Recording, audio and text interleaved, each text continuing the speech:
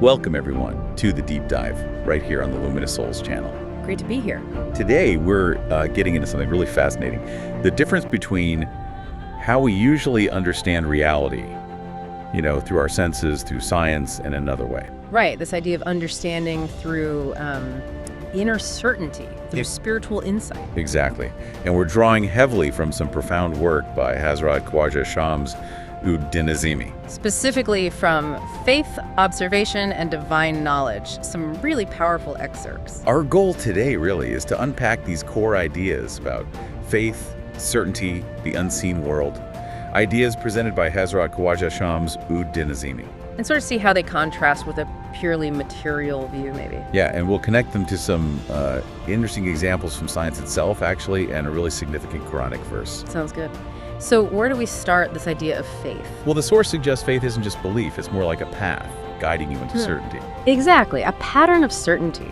It's described as this state where doubts and uncertainties really start to dissolve. Okay. And crucially, this process activates what the source calls inner sight. The term used is is. Inner sight. So it's not just believing in something unseen, it's developing a capacity to actually perceive it. That's the core idea, yeah. This inner sight lets you perceive the unseen reality.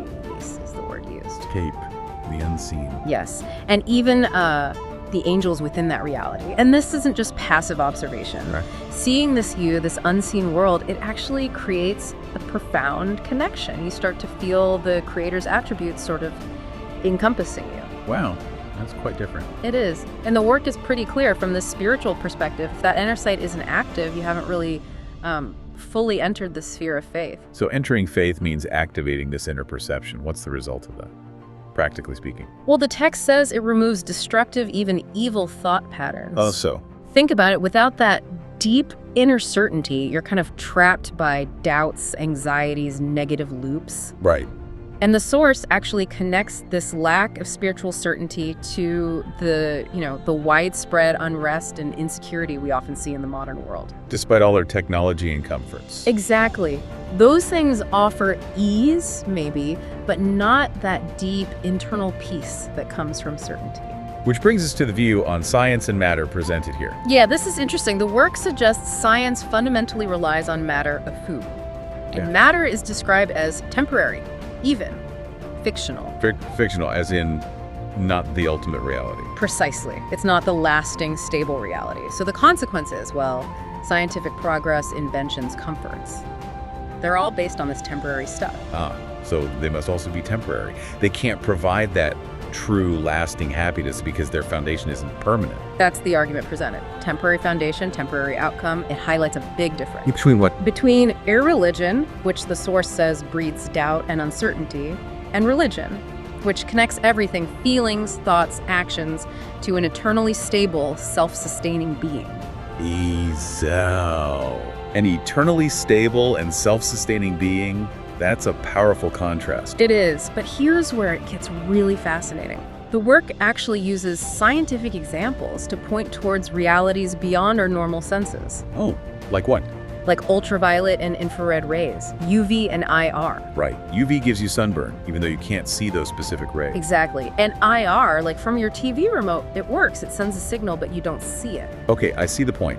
Science confirms they exist, but they're outside our visible light spectrum. Precisely. The source uses this to say, look, invisible realities demonstrably exist. It proves there's more to reality than our ordinary senses pick up. It's like a parallel for the unseen world, the E needing that inner sight to be perceived. That's the connection being made. And there's another example with sound.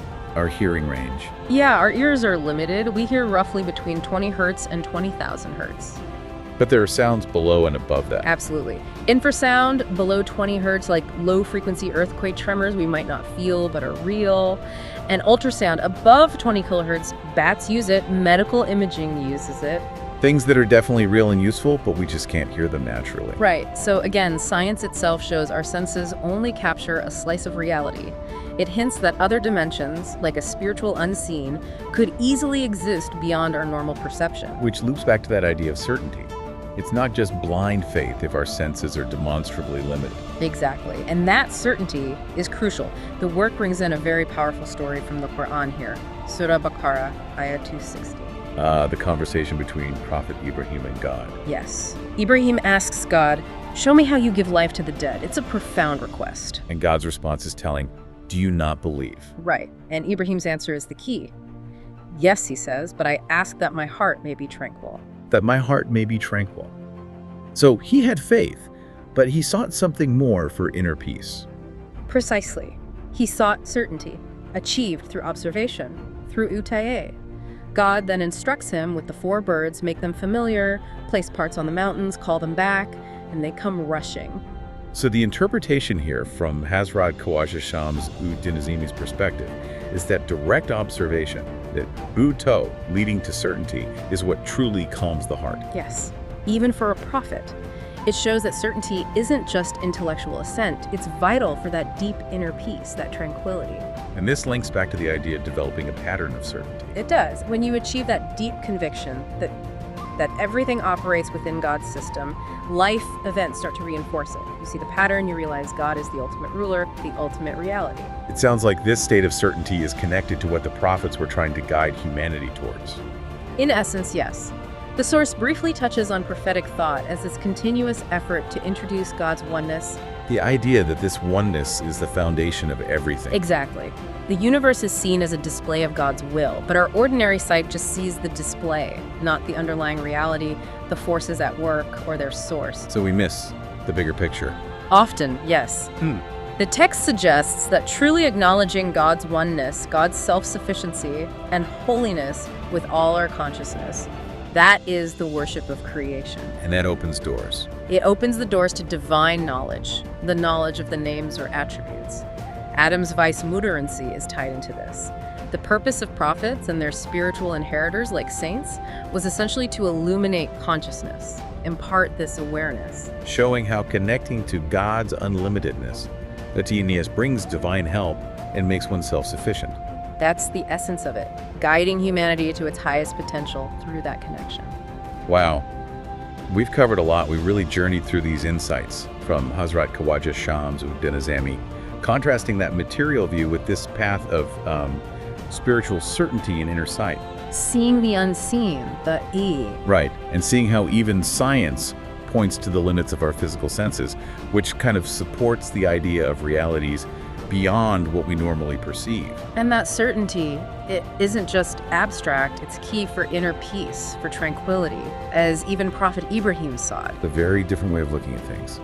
Truly offers another lens on existence, doesn't it? It really does. So maybe here's a final thought for everyone listening, something to chew on from this deep dive. If science itself confirms our physical senses only grasp a limited slice of reality, and if true, deep, tranquil certainty comes from kind of inner vision, well, what vast dimensions of existence might be lying just beyond our ordinary sight, just waiting to be perceived?